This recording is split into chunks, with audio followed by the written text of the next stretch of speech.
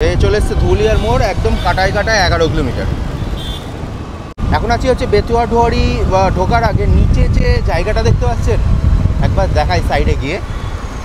এই যে দেখতে পাচ্ছেন, এই রাস্তাটা দিয়ে হচ্ছে আগে আমরা যেতাম, দিয়ে এই যে সামনে যে গেটটা দেখতে পাচ্ছেন, এই গেটটাই হচ্ছে আমরা দাঁড়াতাম। এখন তো ওভারব্রিজ হয়ে গেছে, খুবই সুন্দর লাগছে যেতে। ভাই কি রাস্তা স্মুথ, বাট একটা জিনিস সব থেকে ডিস্টার্বিং লাগছে, সেটা হচ্ছে NH-12 ওপর এই টোটোর উৎপাত। ঘড়িতে সময় এখন কাটায় কাটায় হচ্ছে 9:30, একদম 9:30।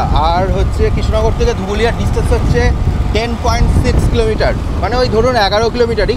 ধুবুলিয়ার সামনে মোড়টা, আর 200 মিটার মতো পরেই হচ্ছে মোড়টা। এইটা হচ্ছে বেতুয়া ফরেস্ট, এই যে বেতুয়াডুয়ারি অভয়ারণ্য। আর কৃষ্ণনগর থেকে কত কিলোমিটার ডিস্টেন্স বলুন তো? সেটা দেখাচ্ছে হচ্ছে 24.8। এখন ঘড়িতে বাজে হচ্ছে 10টা 15, আর চলে এসেছি হচ্ছে পলাশি। সামনে দেখতে পাচ্ছেন কি, পলাশি মনুমেন্টের যে গেট, বড় যে গেটটা আছে, সেই গেটটা ওইখান দিয়ে এখন পাস করছি। আর গাড়িতে কিলোমিটার হয়েছে হচ্ছে 50 কিলোমিটার, 50.5 কিলোমিটার। ঠিক করে দেখুন, 50.5 কিলোমিটার। এই যে পলাশি স্মৃতিসৌধ গেটটা। ঘড়িতে সময় এখন 10টা 40 মতো বাজে। আমি এখন বেলেডাঙ্গা, আর কিলোমিটার হচ্ছে 68.5 কিলোমিটার। কেমন জ্যাম দেখুন জাস্ট, এই যে লাগিয়ে দিয়েছে।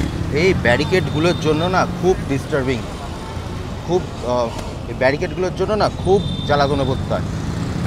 এরকম করে একটা ন্যাশনাল হাইওয়ের ওপর এরকম ব্যারিকেড দিয়ে রেখে দিয়েছে। তাই না, আমার চোখে কি একটা পোকা ঢুকেছে। এই NH-12 পুরো রাস্তাটাই হচ্ছে এইরকম, এই যে এই ব্যারিকেড দেওয়া। সামনেও দেখতে পাচ্ছি ব্যারিকেড আছে কিছু। এইগুলো খুব ডিস্টার্বিং একটা টোল রোডে। তার উপরে এই যে এই লেভেলের হচ্ছে ইডিয়েটগুলো, শালাগুলো এই লেভেলের আসে, এইরকমভাবে আসে। শালাগুলোর জন্য অ্যাক্সিডেন্ট এইভাবেই হয়, মানে একদম বাড়ির উঠোন ভেবে চলে শালারা।